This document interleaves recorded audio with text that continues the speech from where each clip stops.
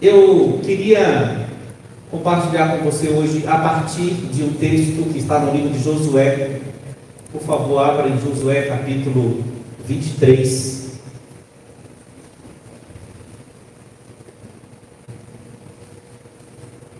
Deixa eu já fazer um convite aqui para vocês também, porque eu não sei se eu vou lembrar no final. De 24, de 14 a 24 de janeiro, nós vamos estar aqui com um grupo de 90 jovens de diversos lugares do Brasil para fazer um alvoroço em conquista. Vocês gostam dessas coisas? Não gostam não? Eu gosto. Eu gosto de fazer um ritualismo santo. Quero convidar você para acompanhar a gente, estar conosco. São 5 dias de evangelismo. Na rua, fora da rua, em todo lugar que deixar a gente ir aqui, a gente vai. Queria que você convidasse seus colegas, de qualquer tipo, cor, raça, gênero. Convide todo tipo de gente. E Jesus quer salvar as pessoas, viu? E aí, eu posso contar com você, não? Eu nem estou conseguindo abrir Josué, eu estou empolgado. Josué 23. Depois pega informação aí do Cal e os irmãos, que eles te dão mais detalhes. Antes da gente ler, deixa eu te contar um pouquinho o contexto disso aqui. O Josué é um livro que me impressiona muito, fala comigo há muito tempo. Porque Josué, a pessoa, teve um ministério muito impressionante. Você se lembra, como bom conhecedor da Escritura que você é? Obrigado, meu irmão, glória a Deus. Que Josué continuou o ministério de Moisés, quando Moisés estava com o povo à beira da terra prometida, antes do Rio Jordão. Moisés não entra na terra, e Josué recebe o encargo de levar o povo dentro da terra que estava já diante deles. Mas tem uma peculiaridade muito interessante no ministério de Josué. Você está comigo? Amém? Eu vou te ensinar um negócio joia. Toda vez que eu falar está comigo, você faz assim, ó. Está comigo? Aí eu vou saber que você está, beleza? Eu aprendi isso num lugar e continuo. Está comigo? Aí, ó, ninguém dorme, né? É massa. Então Josué, ele recebe o encargo de fazer o povo entrar na terra, mas com uma peculiaridade. Todos os que saíram da terra, do Egito, morreram no deserto. Somente uma geração de 19 anos para baixo. Isso lhe diz alguma coisa? Uma geração de quantos anos? 19 anos para baixo. Essa é a galera que Josué conduz até a terra prometida. Porque os pais, mesmo tendo visto e ouvido tanta coisa que Deus fez, foram murmuradores. Depois, se você quiser se dar uma lida em Números 14 para entender melhor essa história. E aí, como eles foram muito murmuradores, Deus se aborreceu deles e disse: olha, vocês estão dizendo que os filhos de vocês serão presas nessas terras, mas eu estou dizendo o contrário, que vocês morrerão no deserto, mas os filhos de vocês, aqueles que vocês dizem que serão presas na nova terra, eles vão entrar e vão construir a terra. E Josué pega essa galera de 19 anos para baixo, treina esse povo e conduz esse povo até a terra prometida. E esse é um povo bom de briga, que sabe vencer os inimigos do Senhor, com recursos do Senhor. O livro de Josué é cheio de vitórias, e algumas muito peculiares e famosas, como a vitória em Jericó, lembram? Aquele jeito, né? Aquela estratégia militar altamente especializada, fica dando volta na cidade, depois grita e o muro cai. Um negócio assim, realmente de uma tecnologia impressionante, né? Um aparato bélico, vocal impressionante. Era um povo que estava ligado no poder sobrenatural de Deus, de fazer a vontade dele acontecer. E aí, nesse momento que nós vamos ver agora, Josué está no fim de sua vida, e ele começa a dar recomendações. E ele chama os líderes do povo de Israel e dá as recomendações que nós vamos ler agora. Eu queria chamar a sua atenção para algumas palavras fortíssimas que estão nessas recomendações, porque foram essas palavras que o Senhor me comunicou para trazer para você hoje. Vamos ler a partir do versículo 8. Não, tá vendo?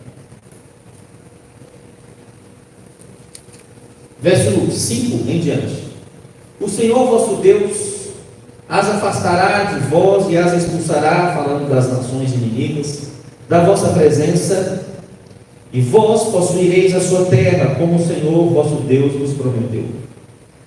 Esforçai-vos, pois, muito, para guardardes e cumprirdes tudo quanto está escrito na lei, no livro da lei de Moisés, para que dela não vos aparteis, nem para a direita, nem para a esquerda, para que não vos mistureis com estas nações que restaram entre vós. Não façais menção dos nomes de seus deuses, nem por eles façais jurar, nem os sirvais, nem os adoreis.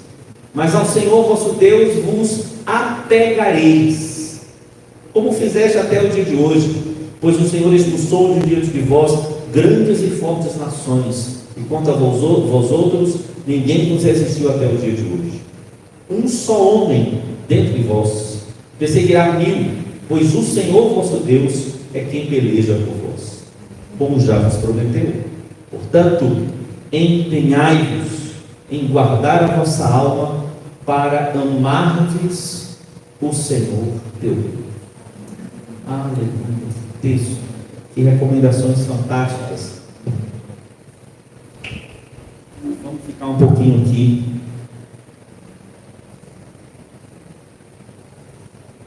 Josué cuida dessas pessoas como pai. Afinal, se eram 19 anos para baixo e os pais haviam morrido no deserto, na entrada na terra de Canaã, na terra prometida, essa galera estava órfã. E Deus levanta Josué como um pai dessa nação, para levar esse povo até a terra prometida. E ele faz recomendações que tem muito a ver com aquilo que Jesus chama de um mandamento mais importante, o primeiro mandamento. Eu vou começar do fim do texto para o começo. Deixa eu perguntar para vocês, qual é o primeiro mandamento? Tem certeza? Abre em Êxodo 20 e me fala qual é o primeiro mandamento.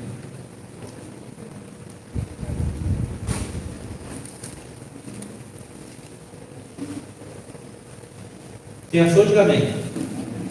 Quem não achou, diga ai de mim. Isso. Leia aí, por favor, Êxodo 21. Pode ler? E Deus falou todas essas palavras dizendo: eu sou o Senhor, o Senhor da terra e da casa para sempre. Não terá outros deuses diante de mim. Qual é o primeiro mandamento? Uai. Deu-lhe baixo? Qual é o primeiro mandamento? Não terás outros deuses além de mim. Mas você disse antes qual era o primeiro mandamento. E aí, nós temos um problema? Não temos um problema? Ou temos um problema? Quando Jesus é interrogado, isso está em Mateus 22, 36, não precisa abrir. Mestre, disse um dos homens da lei, qual o grande mandamento da lei? Jesus lhes disse: amarás o Senhor teu Deus de todo o teu coração, de toda a tua alma e de todo o teu entendimento. Este é o primeiro e grande mandamento. E o segundo, semelhante a este, é: amarás o teu próximo como a ti mesmo. Desses dois mandamentos dependem toda a lei e os profetas. Jesus está citando aqui um mandamento descrito em Deuteronômio capítulo 6, verso 4. Deuteronômio 6 é um texto que eu sou apaixonado, porque é o grande e famoso texto do chamar Israel. Alguém já viu essa expressão? Chamar Israel significa ouve Israel. Mas não é ouve como a gente, né? Que ouve um som que é decodificado no cérebro e a gente consegue captar uma informação.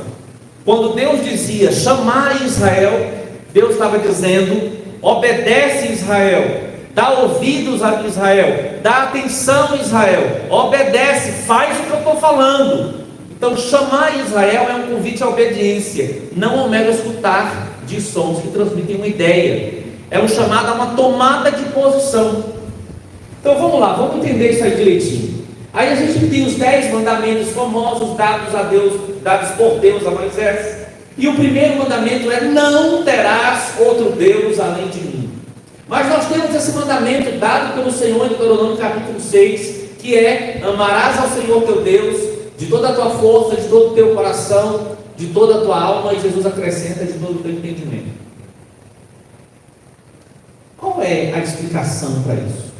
Eu queria muito que você prestasse atenção e que isso ficasse no seu coração.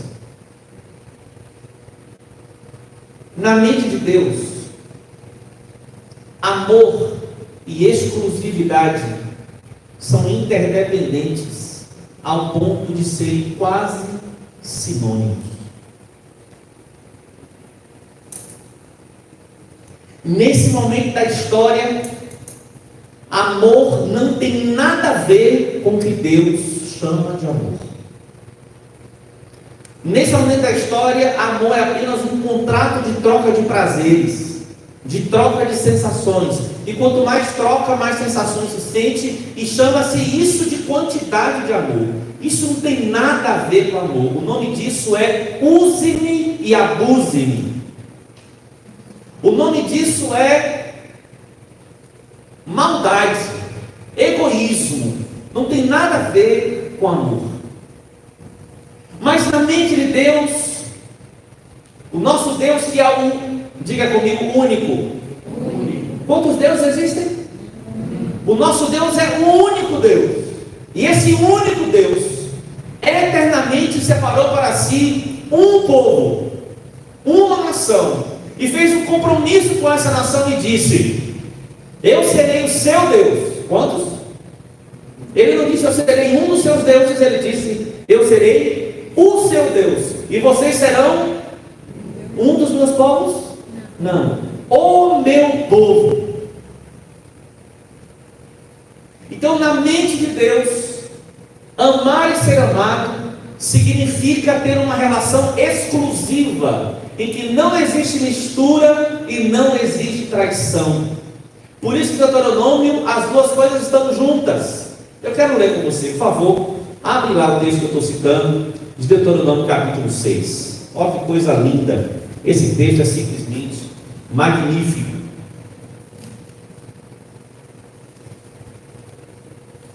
Verso 4. Como é que começa o verso 4? Não, vamos usar a palavra para guardar, para gravar. Como é o verso 4? Chamar Israel. O que é que diz depois? O Senhor, nosso Deus, é o único Senhor. Completa-se com 5. Amarás, pois, o Senhor teu Deus de todo o teu coração, de toda a tua alma e de toda a tua força. Agora eu pergunto para você, querido e querida, jovem e alguns não tão jovens assim que vieram também.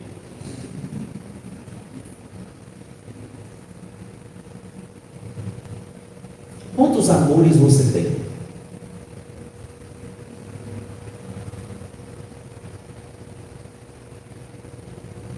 Quantas coisas você ama? Para a gente entender melhor esse amor, eu vou voltar lá no texto de Josué. As palavras-chave que eu quero chamar a sua atenção são as seguintes: esforçai-vos, diz Josué. Quando Josué diz esforçai-vos, ele está usando a mesma palavra lá do capítulo 1, quando Deus fala para ele ser forte e... Todo mundo conhece, né? Ser forte e corajoso. Josué está usando a mesma palavra que ele recebeu quando ele diz ao povo: esforçai-vos. Quando a gente ama alguém, a gente se esforça por preservar esse relacionamento. Existe um trabalho quando a gente ama. Amor não é sentimento involuntário, como alguns querem que você pense. Ai meu Deus, eu estou apaixonado. E o negócio está enorme. Como assim? Você fala: nunca vi, mas olhei e me apaixonei. Isso é idiotice, não é amor. Você não conhece a pessoa, não sabe de onde vem nem para onde vai. Pode ser até um demônio disfarçado que vive aí de rodear até. Aí o cara olha, eu estou apaixonado. Não está. Isso é hormônio, não é amor. Não confunda as coisas. Mas aí tem aquela emoção, aquela coisa assim, física. Um amigo meu disse que se Paulo fosse vivo nos dias de hoje, ele chamaria carne de hormônio. Não é verdade? Aquela coisa hormonal, carnal, não tem nada a ver com amor. Amor é uma escolha de trabalhar para preservar e crescer no relacionamento. É uma escolha de trabalho, é uma escolha de esforço, é uma escolha que requer atitudes em que você, com vontade ou sem vontade, você faz. Então amar a Deus não tem a ver assim, eu acordei hoje, eu estou assim favorável a ti, ó Deus querido, estou favorável hoje. Aí na TPM acabou o favor. A homem não tem TPM, mas é muito volúvel muitas vezes também, viu? Não tem nada a ver com sensação de sentir-se próximo ou sentir-se longe, sentir-se agradado ou sentir-se desagradado. E Josué está dizendo: ei pessoal, empenhe-se. Já falei outra palavra, para depois, espera aí. Esforçai-vos, ponha sua força nesse amor e trabalhe por esse amor. Sabe, minha gente, eu creio que Jesus está muito perto de voltar. Quem crê? Amém. Realmente você crê nisso? Eu sinto o cheiro da vida do Senhor. Se você ler Mateus 24, chamado Sermão Escatológico, praticamente todos os sinais ali estão acontecendo ao mesmo tempo, exceto um ou dois. Um não está e o outro a gente pode, depende da interpretação escatológica que se dá. Mas está acontecendo praticamente tudo que está ali. Estamos com o cheiro de volta de Jesus. Então eu ouso dizer, numa comparação, usando tipologia bíblica, que assim como Josué conduziu aquela galera para entrar na terra prometida, Deus está nos chamando para a gente entrar na terra que Ele prometeu para nós e conduzir outros até lá. E aqui eu não estou me referindo a uma terra física, eu estou me referindo ao céu, eu estou me referindo à nova Jerusalém, a Jerusalém celestial, eu estou me referindo à eternidade. Alguém aqui crê ainda na eternidade? Amém. Crê na vida do Senhor Jesus? Amém. Ele está chegando e vai nos levar para um lugar que é muito diferente desse, graças a Deus. Amém. E nós vamos reinar eternamente com Ele. Mas a gente vai passar antes desse dia glorioso da vinda do Senhor, e também é chamado de terrível, depende do estado de cada um. Terrível para quem está longe dele, e glorioso para quem está perto dele. Nós vamos passar por dias difíceis, dias de angústia, dias de perseguição, dias de dores.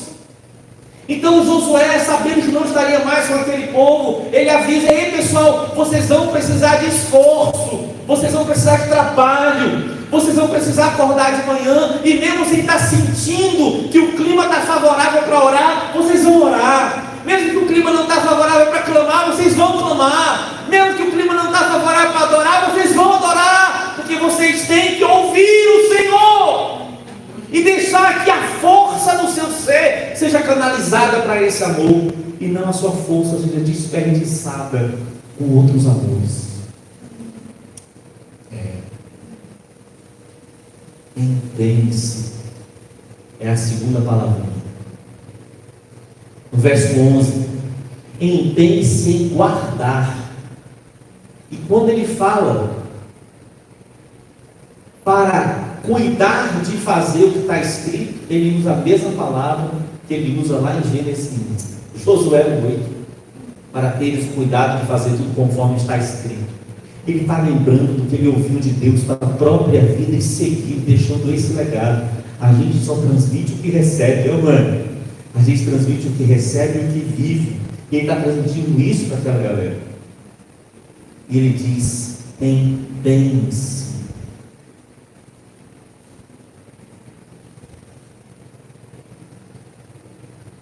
Empenhai-vos em guardar. Sabe qual é a palavra guardar ali? Adivinha. Chamar.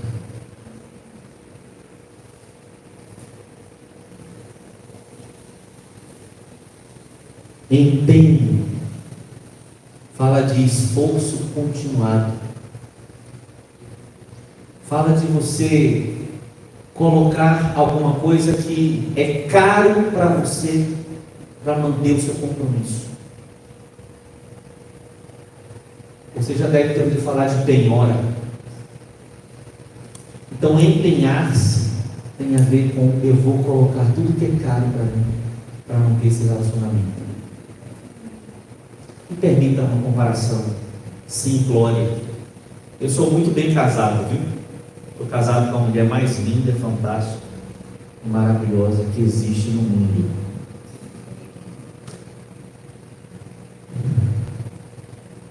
Mas nem todos os nossos dias são maravilhosos.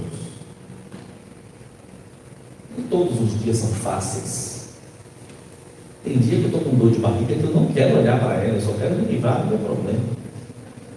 Na TPM, então, eu nem gosto muito, porque vai.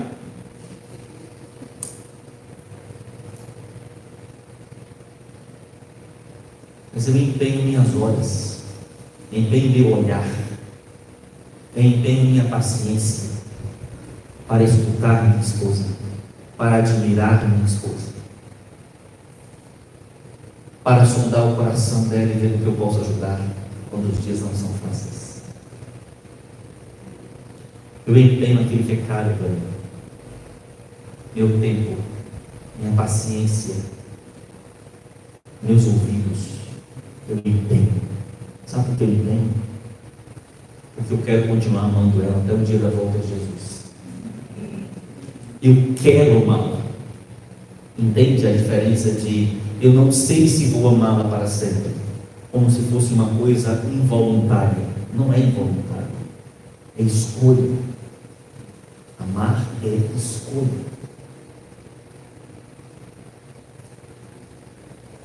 E aí tem a terceira palavrinha, que eu gosto demais, até que a tradução dela é muito simples e poderosa. Põe aí o verso 8. É isso aí? Leia aí, por favor. Mas ao Senhor, vosso Deus, faça o quê? Os apegareis. Sabe o que é apegar? Sabe o que é a tradução literal da palavra apegar? É grudar. Então, o Josué está dizendo o seguinte: pessoal, grudem em Deus.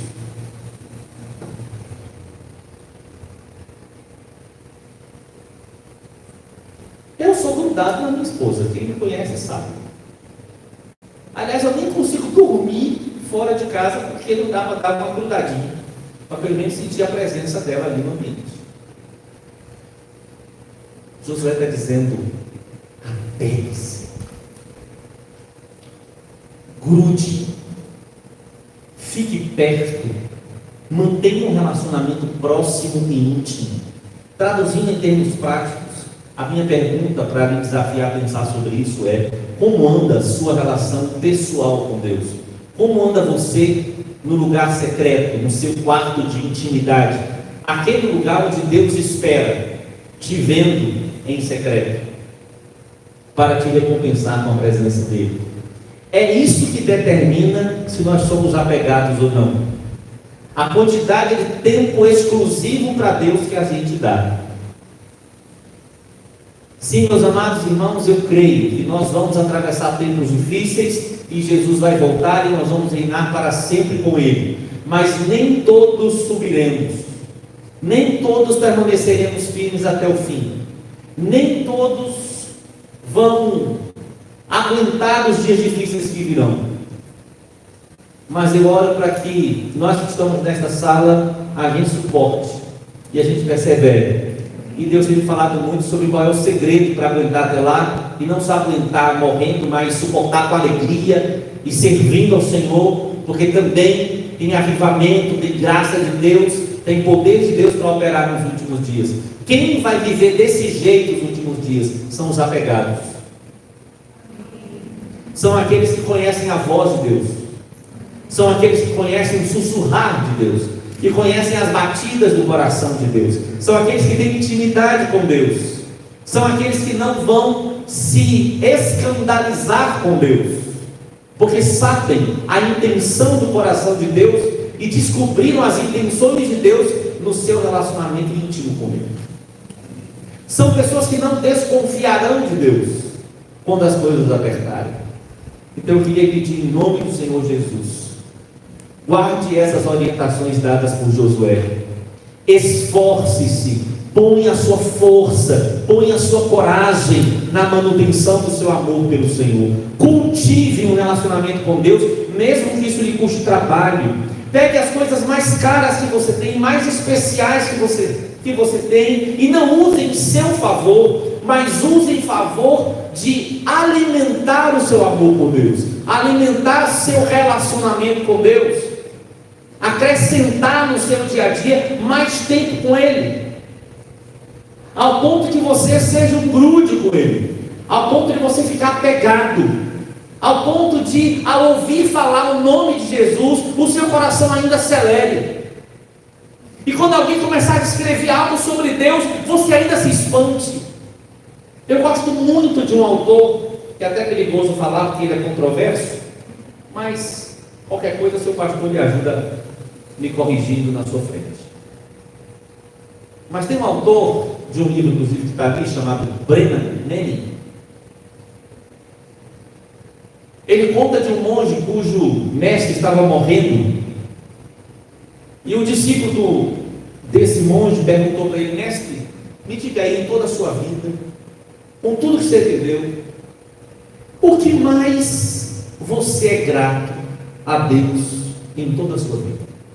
Aí o mestre responde: por eu nunca ter perdido o senso de assombro. Entendeu? Para usar uma palavra mais fácil para o nosso português, porque assombro tem a ver com susto, mas eu vou usar uma expressão bíblica: de modo assombrosamente maravilhoso fui formado. Então o senso de assombro é o senso de maravilhamento, é o senso de espanto, de admiração. Eu creio, meus irmãos, que uma igreja que permanece fiel até o fim é aquela igreja que ainda fica assombrada, espantada, maravilhada com Deus. Quando você está lendo a Escritura, quando você ouve uma palavra, quando você está no tempo de adoração e o Espírito Santo te revela alguma coisa ali dentro, você ainda diz assim lá no seu interior: uau!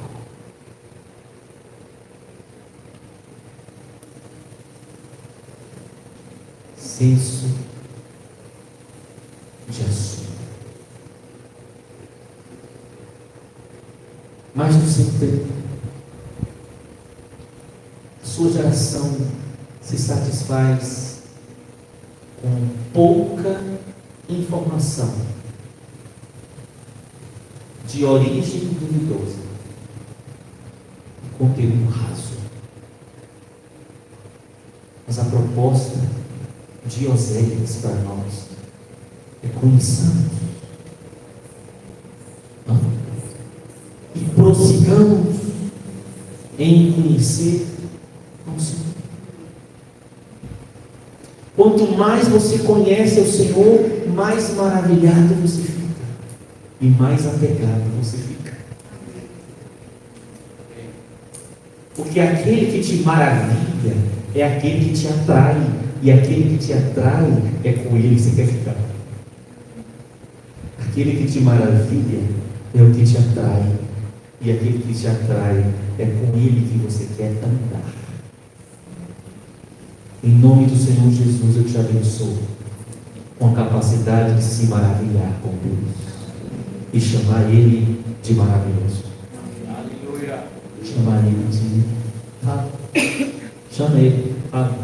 Fala assim: maravilhoso. Maravilhoso.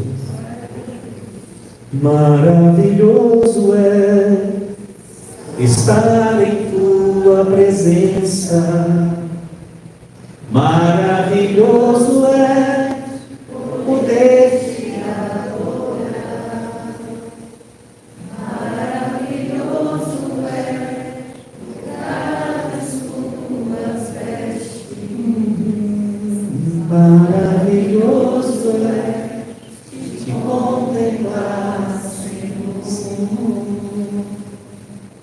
É mesmo? Não precisa levantar a mão, não, mas eu quero te provocar a reflexão. Fala aí no último dia que você ficou na presença de Deus e ficou tão maravilhado que chegou até a chorar. O Senhor me deu essa palavra especificamente para essa noite. Eu nunca preguei isso em outro lugar. Para ensaiar, eu preguei lá em casa, segunda-feira, no nosso culto doméstico. Cada coisa que eu falava, eu ficava chorando. E eu até tive que me tomar cuidado, porque eu queria terminar a fala. Em nome de Jesus Cristo, para de se maravilhar com a tecnologia. Para de se maravilhar com a ciência. A ciência e a tecnologia são os instrumentos mortais do humanismo. Porque o boom da ciência e da tecnologia vieram no momento de uma coisa chamada iluminismo que escureceu o entendimento das pessoas a respeito de Deus. Entendeu? Em que se dizia, não precisamos de Deus. A ciência descobre, a tecnologia resolve. Quem precisa de Deus?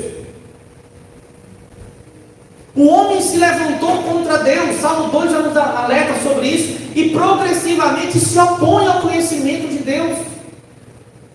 E para conseguir vencer em Deus, ele cria os seus instrumentos. Ciência e tecnologia é isso. É tentar descrever Deus e tentar viver sem Deus. Que horror! Para de se maravilhar com essas coisas.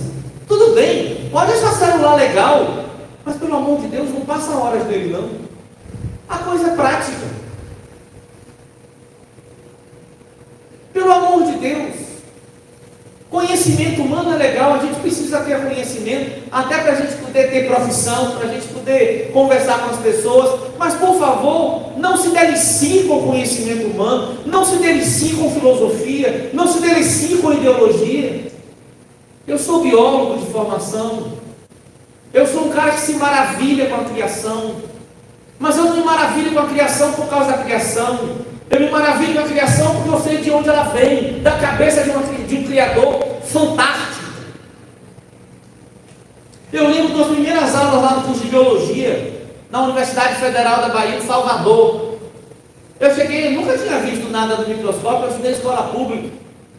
Aí deixaram eu ver no microscópio uma folhinha de elódia, sabe que é elódia? Aquela plantinha de aquário. Eu olhei no microscópio, tinha cloroplástico que dava para ver, o movimento intracelular. Eu cheguei e falei, louvado seja Deus, no meio da sala. Na UFBA. A galera olhou para mim, parecia que eu era um leproso. Deixe Deus te maravilhar. E deixe isso impressionar as pessoas, ou deixar elas chateadas. Problema. Mas pelo amor de Deus, deixe Deus te maravilhar. Porque Deus é maravilhoso. Deus é completamente santo. Sabia que existe alguém assim? Sabia que existe alguém que não tem a menor atração pelo pecado? Deus é completamente justo. Sabia que existe alguém que nunca comete injustiça com absolutamente ninguém? E que não tem dúvida do que é ser justo? Deus é completamente bom. Não existe nenhuma maldade em Deus. Deus é tão bom que desceu para se fazer homem e morrer por nós, para nos resgatar. Os maus somos nós. E aí você está vivendo na sua geração, ouvindo as coiseiras que se dizem por aí, e você começa a desconfiar de Deus com argumentos de pessoas que tentam culpar a Deus pelas coisas causadas pelas maldades dos homens. Agora que eu já avacalhei mesmo, falar um bocado de coisa, eu vou falar mesmo. Aí você fica pensando, meu Deus, mas é muita tragédia na terra. E se eu te falar que alguém contabilizou o número de abortos em 60 milhões, desde que se pôde contar? Você não acha justo que Deus derrame juízo sobre a terra? É justo. Porque alguém tem que ouvir o clamor desses bebês. Alguém tem que responder ao choro que ninguém escutou deles. Não existe maldade em Deus, gente. Mas existe maldade nos homens. Deixe os homens te decepcionarem e deixe Deus te maravilhar. Porque decepção é coisa que o homem sabe fazer. E maravilhar é coisa que Deus sabe fazer. Aleluia. Oh, Senhor, maravilha, gente. Gostou da minha sugestão de oração? Senhor, maravilha a gente. Nos atrai, Senhor. Aleluia. Põe aí para mim quem está pondo aí esse negócio aí. 1 Coríntios 13, 7.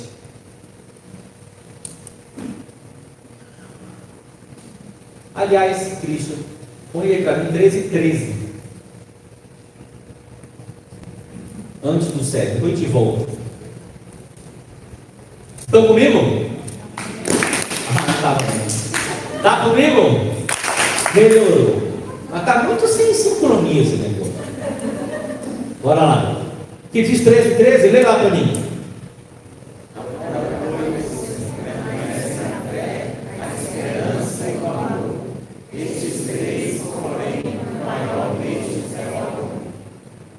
Quais são as 3 coisas que definem o nosso relacionamento com Deus? Crer, esperar e amar. Isso é o resumo da vida cristã. Vou repetir. Qual é a síntese do nosso relacionamento com Deus, da nossa vida cristã? Nós entramos na vida cristã por meio da fé. A fé é a nossa origem em Deus. A nossa esperança fala do nosso encontro com Ele, que é o final desse tempo aqui. Então, a nossa esperança está relacionada ao fim de nossos dias aqui e ao começo de nossa era eterna com Ele. Então, o começo da vida cristã é fé. O final da vida cristã é esperança. E por que o maior é o amor? Por que o maior é o amor? As 3 coisas precisam permanecer. Agora, por que o maior é o amor? A gente vai para o 7 para entender. Uma coisa legal para você aprender a estudar a Bíblia é quando você for ler um texto, pergunte ao próprio texto, beleza? Só uma dica aí, em parênteses, vai. Vamos lá. Quem foi para o JDM sabe essas dicas, né? Tudo sofre, quem tudo sofre? O texto é sobre o quê? Amor. O amor o quê? Tudo sofre, tudo crê, tudo espera, tudo suporta. A fé e a esperança estão aí dentro dessa descrição? Estão aonde? O amor tudo crê e tudo espera. A fé pode ser abalada com as circunstâncias. Aquele dia complicado, dia mau, em que você não entende exatamente o que está acontecendo e a sua fé dá uma tremelicada. Nem sei essa palavra não, né? Uma tremida, pronto. A esperança, às vezes quando muita coisa ruim acontece, lembra da época da pandemia? Muita notícia ruim, a esperança pode ficar meio abalada. Mas quem ama o Senhor tem a sua fé sustentada e sua esperança alimentada. O amor é maior porque o amor sustenta a fé e alimenta a esperança. E por que ele sustenta a fé e alimenta a esperança? Porque o amor tudo sofre e tudo suporta.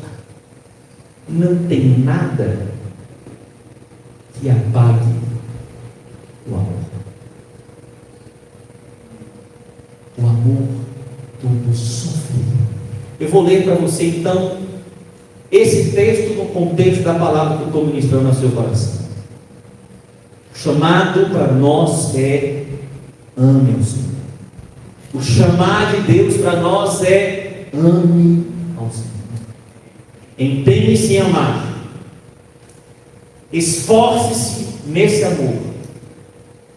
Grude em Deus.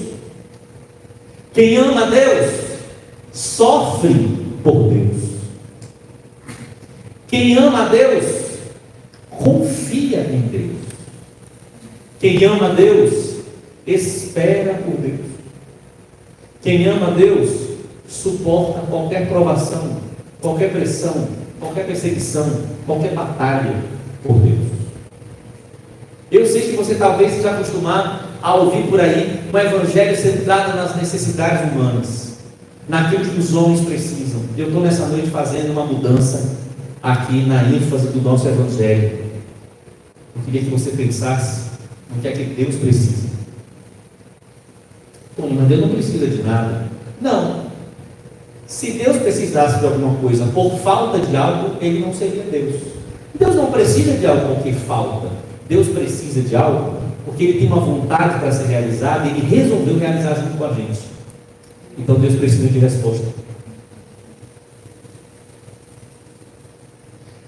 Deus está preparando os tempos para mandar Jesus de volta. Vou repetir. Deus está preparando os tempos para mandar Jesus de volta. É da vontade de Deus que Jesus venha. E é da vontade de Deus que Jesus destrua Satanás, o anticristo, todo esse sistema terrível de oposição a Deus, com o sopro de sua boca, e estabeleça paz sem fim, até o dia das bodas do Cordeiro, quando a gente vai casar com Ele. Essa é a vontade de Deus. E o que a gente deveria ter vontade de fazer da vida? A mesma coisa que Deus está fazendo. Preparar o caminho do Senhor. Um monte de João Batista. Mas como consegue? Precisa amar o Senhor. Quem ama em Deus sofre por Deus. E sofre qualquer situação que o Evangelho lhe impor sofrimento. Às vezes sofrimento é uma perseguição na escola. Às vezes é uma chacota. Às vezes é uma crítica. Às vezes sofrimento é você ter uma inclinação pecaminosa, que é uma batalha dentro de você, mas você não segue essa inclinação pecaminosa, porque você resolveu mortificar a sua carne, reduzir o seu corpo à escravidão, para que Jesus prevaleça sobre a sua vida.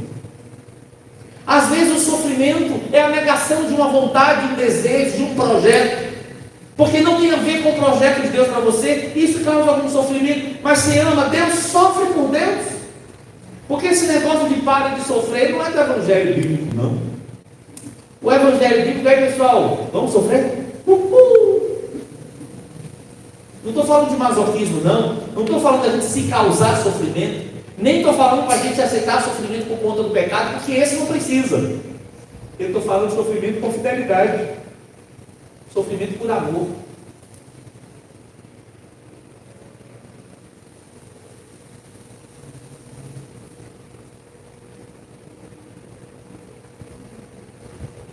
Quem ama a Deus, confia em Deus. Não desconfia do que Ele faz. Não desconfia das coisas como estão acontecendo. Não atribui a Deus coisas que é responsabilidade humana. Quem ama a Deus, confia. Mesmo quando não entende.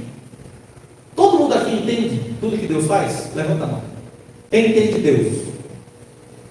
Cara, só os homens vão responder essa pergunta. Você acha que você é capaz de entender uma mulher? Vou dizer aos solteiros aqui, esqueça. Não dá para entender. Mas dá para amar. A beleza do casamento não está em que a gente entende um ao outro. Está em que a gente ama mesmo quando não entende. Porque se eu entendesse tudo, perderia a aventura. Minha mulher às vezes me sai com cada coisa que eu nunca vi, velho. Já é muito interessante. 25 anos de casado, meu bem, uau! Peraí, deixa eu ver aqui no meu background de experiências passadas. Não, mas eu nunca vi. Tudo bem. A gente vai entender Deus. Eu não entendo. E tudo bem. Mas eu confio nele. Porque eu sei que ele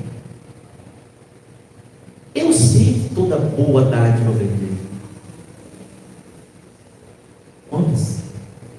toda a liberdade.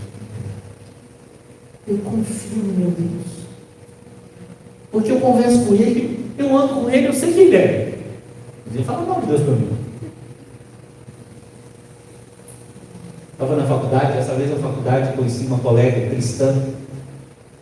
Passamos a ser muito amigos lá.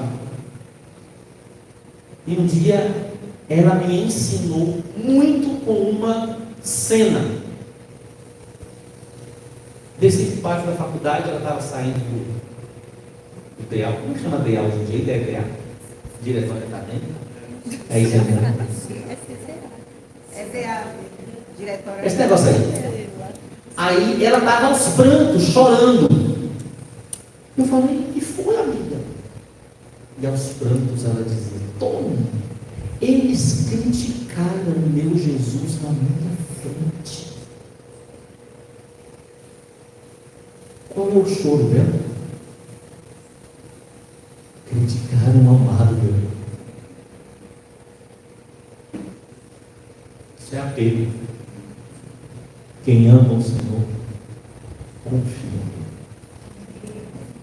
A sua linda expressão que Josué diz: um só entre vocês vai vencer 1000, porque o Senhor pelejará por vós. Pelo amor de Deus, confia nele, porque ele vai pelejar por você. Vai vir a luta, a batalha, mas tem alguém que vai pelejar por você. Quem ama Deus suporta qualquer provação, pressão, perseguição, qualquer luta, qualquer batalha. Porque pode perder tudo, só não pode perder Ele. Temos recebido notícias muito frequentes de irmãos nossos que estão na igreja perseguida hoje em dia. Temos missionários agora, nesse momento.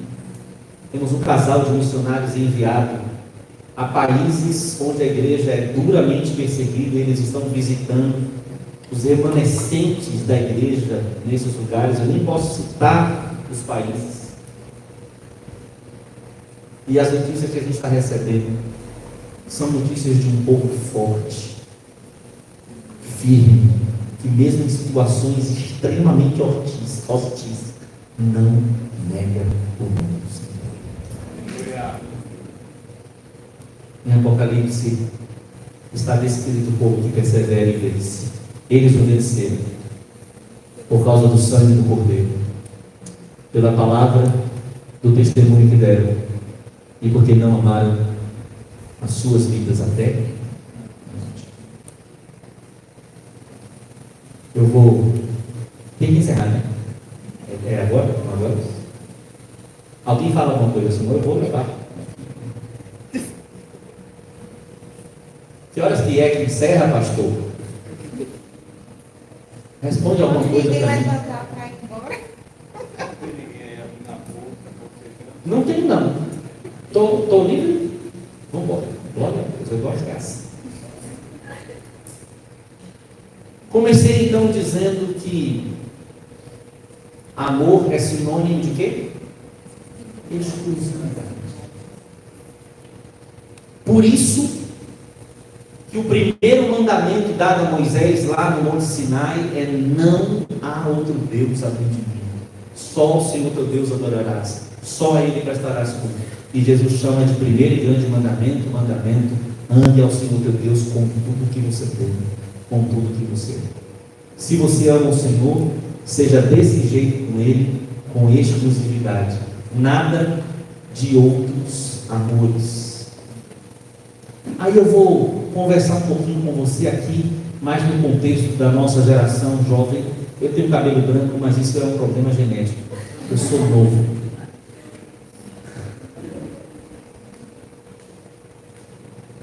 Quais são as coisas que mais atraem a sua geração? Você vai perceber que são as mesmas de sempre.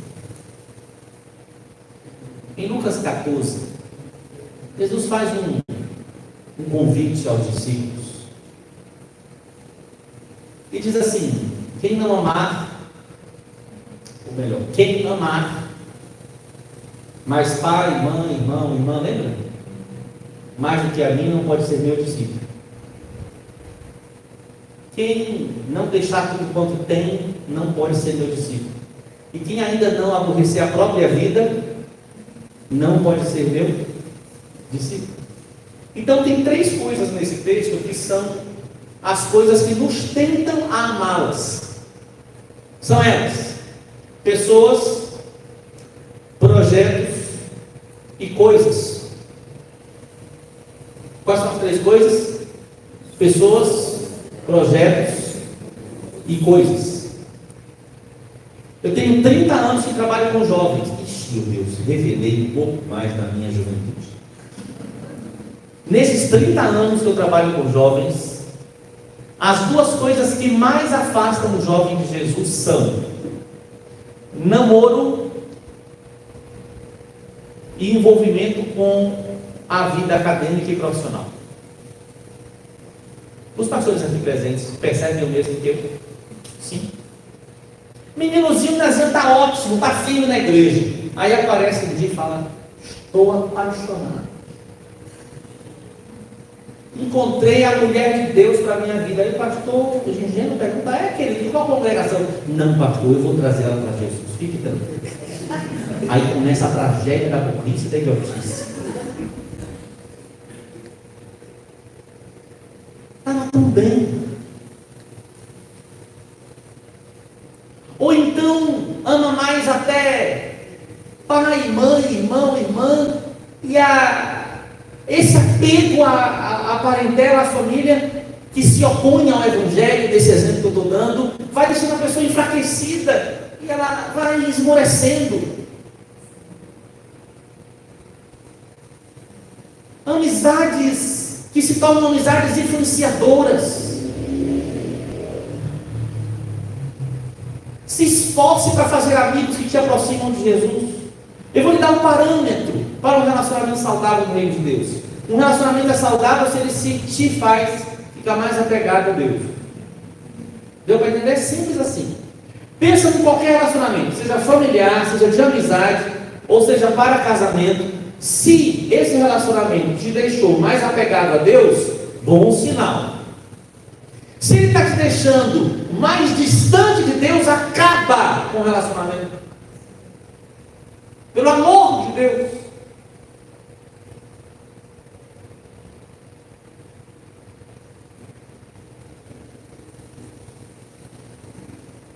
Que já pensou? Se você permanece com amizade e perde Deus?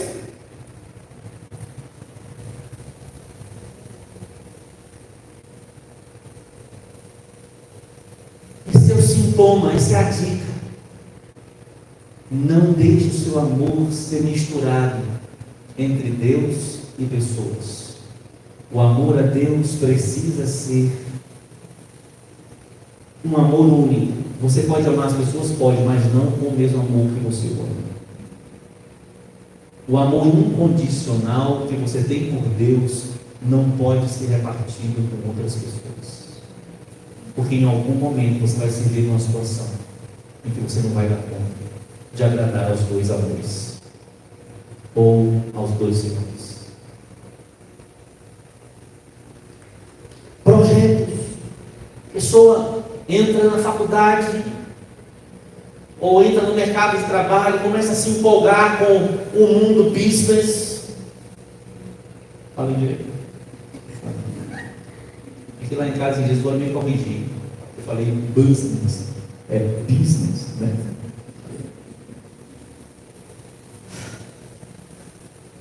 Na minha época eu só aprendi o verbo to be. Fazer o quê? 8 anos de escola aprendendo o verbo to be. Mas tudo bem. Aí a galera se empolga com o mundo business, profissão, trabalho, e normalmente as empresas, elas formam uma espécie de ambiente com cultura própria que obriga a pessoa a ter muito tempo ali dentro, se relacionando com as mesmas pessoas, com fundamentos e princípios nada a ver com Deus, e aí a pessoa vai aceitando aquilo que afinal de contas tem que trabalhar, né? Pelo amor de Deus. Se o seu ambiente de estudo ou de trabalho está prejudicando o seu apego ao Senhor, pare de trabalhar. Qualquer coisa fale com o seu pastor, que eu sou meio louco. Deixa ele te ajudar depois. Pare de trabalhar lá, velho. Largue a faculdade. A única coisa que você não pode perder na eternidade é a eternidade.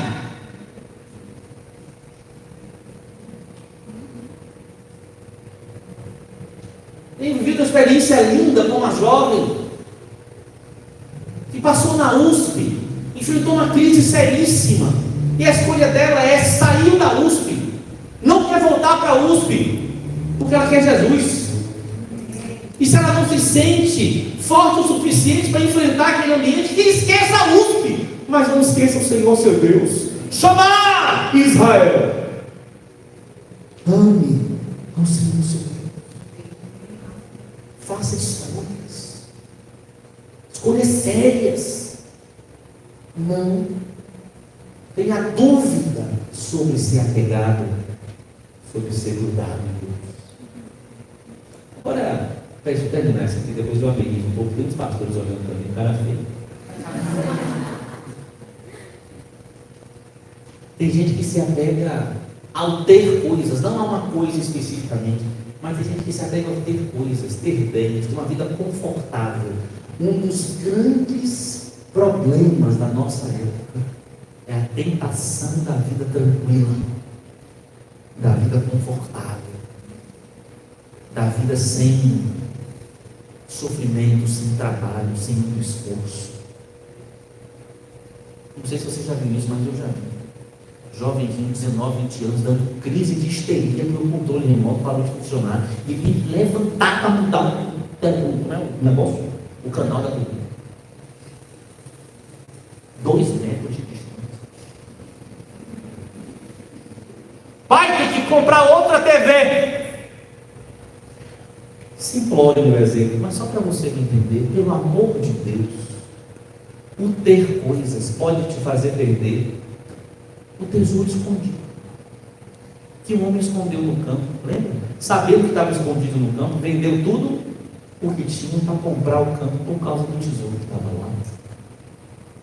Irmãos queridos, não tenha nada como precioso e importante mais do que o seu apego a Jesus. Apegue-se e tire as ameaças. Eu gosto muito de uma figura que fala desse apego, que é a figura da realidade vivida pelo profeta Oséias. Lembra? Oséias, Deus manda Oséias se casar com uma mulher prostituída, e ele teve que comprar essa mulher, possivelmente num ambiente de praça pública, onde ela estava sendo oferecida por algum dinheiro, precisamente 15 moedas de prata e uma de meio de cevada. E ele vai lá e compra essa mulher,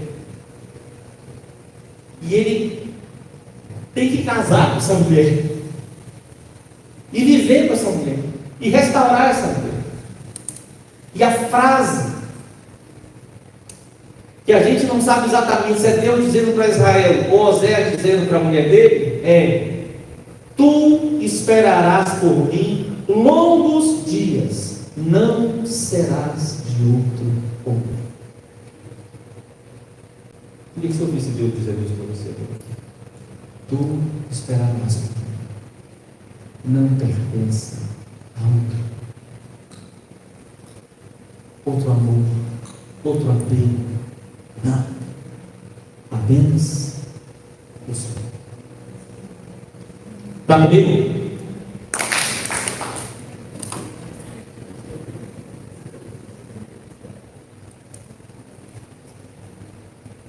Queria que você abrisse sua Bíblia. Estou encerrando aqui, pode ficar tranquilo. Nós estamos no Josué aí. O Eliabe, desculpa. É Josué, finalzinho do verso do capítulo, do texto que nós lemos do capítulo 23. Verso 11.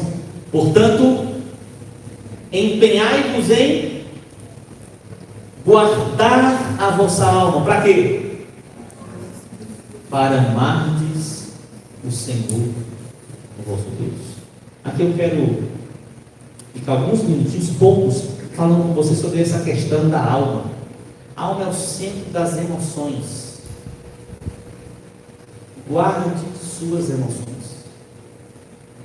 Guarde suas emoções de adoecer. Guarde suas emoções de se inclinarem para alguma coisa, alguma pessoa, algum projeto que pode ameaçar a sua relação com Deus. Guarde os seus sentimentos. Para de ficar ouvindo notícia ruim. Mas quando você ouvir uma notícia ruim, ao invés de ficar desesperado, coloca diante de Deus e segue a vida.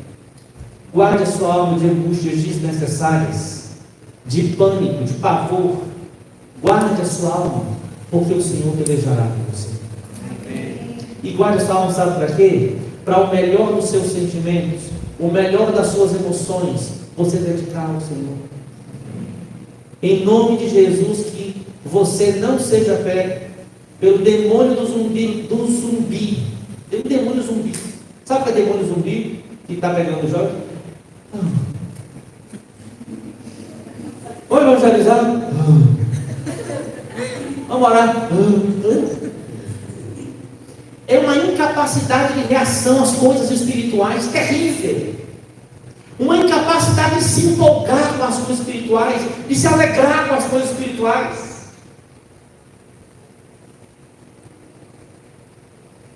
Na minha geração, quando o pastor falava assim, mandavam sempre para um trabalho lá na favela tal.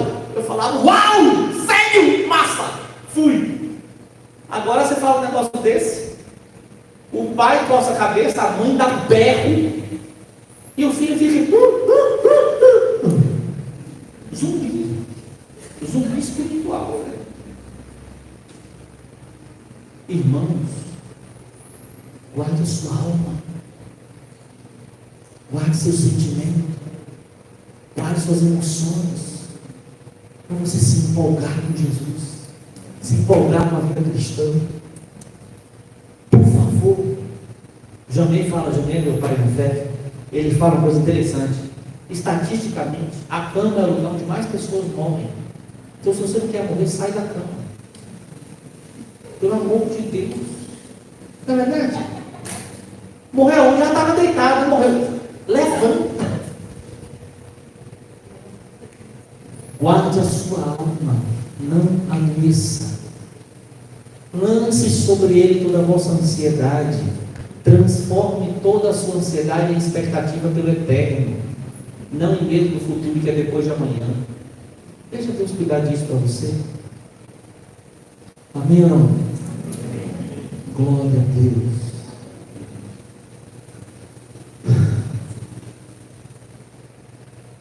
Eu devo ou não devo ler isso, Jesus? Eu vou ler. Cantares.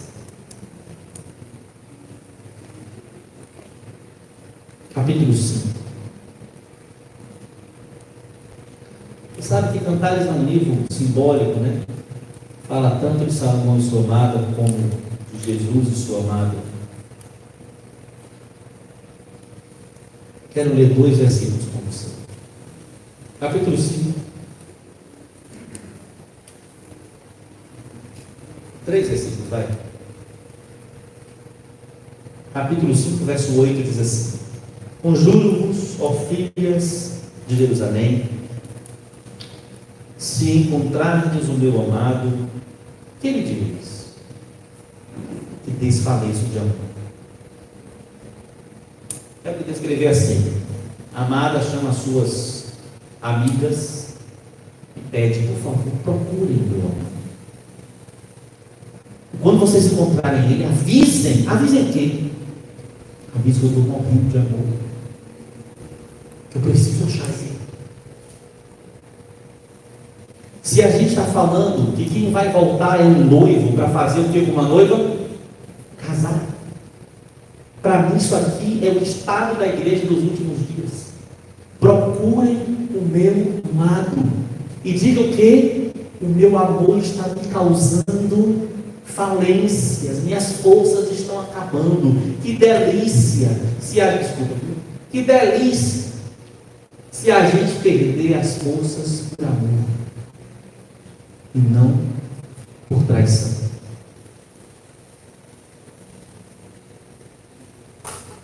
E aí ela diz às suas amigas: Vai lá, procura e se encontrar, diga: eu estou sofrendo por amor. Eu estou suportando essa falta de amor. Essa falta de amor não, essa falta dele por amor, mas não sei até quando.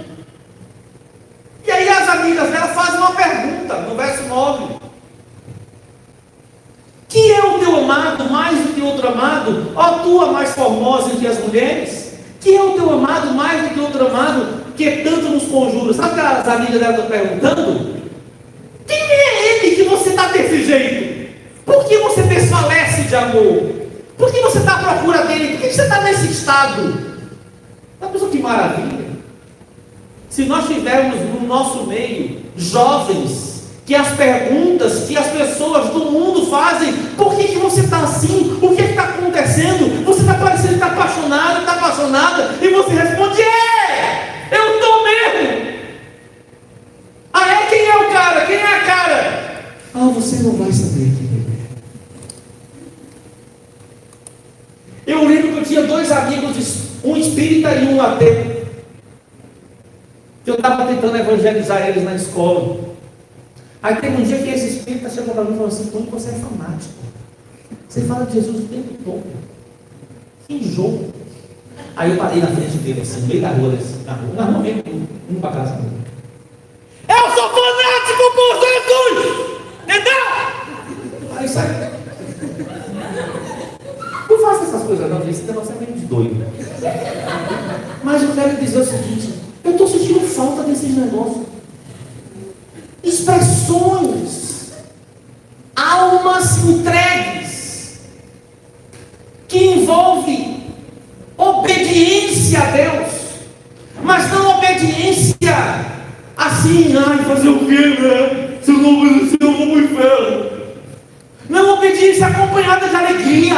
Eu obedeço ao meu amado, porque eu quero Ele, eu quero vê-lo como Ele é. João disse: todo aquele que tem essa esperança, a si mesmo se purifica, para ver Ele como Ele é. Então eu quero ver Ele como Ele é. Então eu quero santidade, eu quero obediência. Então é uma obediência, e não é uma obediência forçada, uma obediência assim, sem alegria.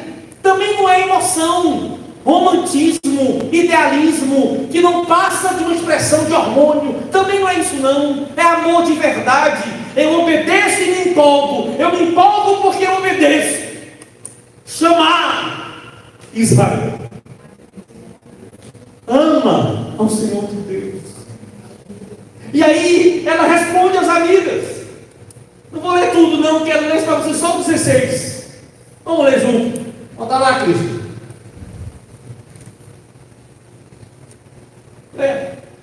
Você é amada. Você é a igreja. Lê lá. Descreva seu amado.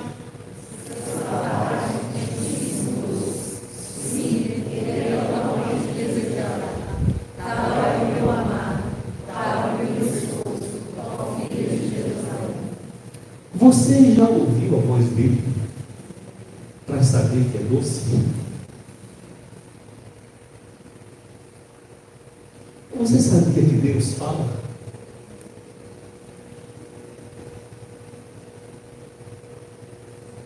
O seu falar é muitíssimo doce. E aí vem a expressão que eu amo nesse texto. Ele é quanto desejável? Ele é totalmente desejável. Quantas coisas em Jesus são desejáveis? Todas. Quantas você conhece? Eu acredito que muito pouco diante de todas que Ele tem. Então, quer se apaixonar? Quer amar? Conhece Ele.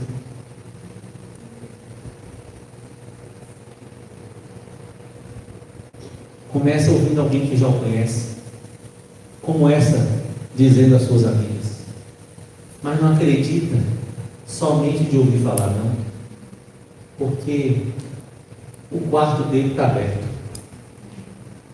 O véu foi rasgado. A intimidade de Deus está disponível para aqueles que são lavados pelo sangue do Cordeiro.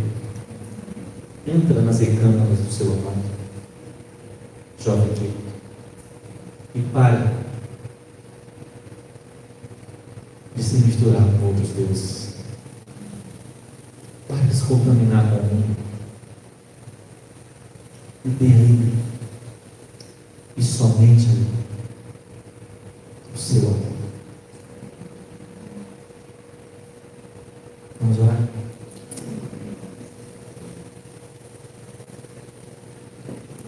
Amado Jesus, obrigado pelo privilégio de poder compartilhar essas coisas com esses queridos aqui.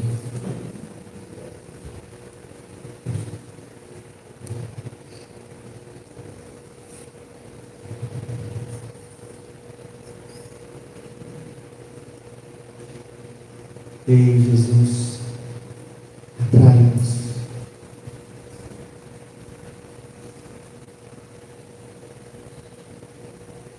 Talvez você esteja se perguntando como eu posso amar a Deus assim. Eu quero te avisar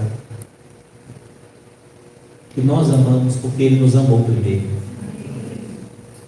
Amar a Deus é possível, é uma questão só de escolha. Então eu vou fazer meu apelo a você hoje. Você quer escolher amar a Deus com toda a sua força, com toda a sua alma e com todo o seu entendimento, e tirar da sua vida todas as coisas que ameaçam o apego a Jesus? Por favor, fique de pé, se a sua resposta é sim a esse convite.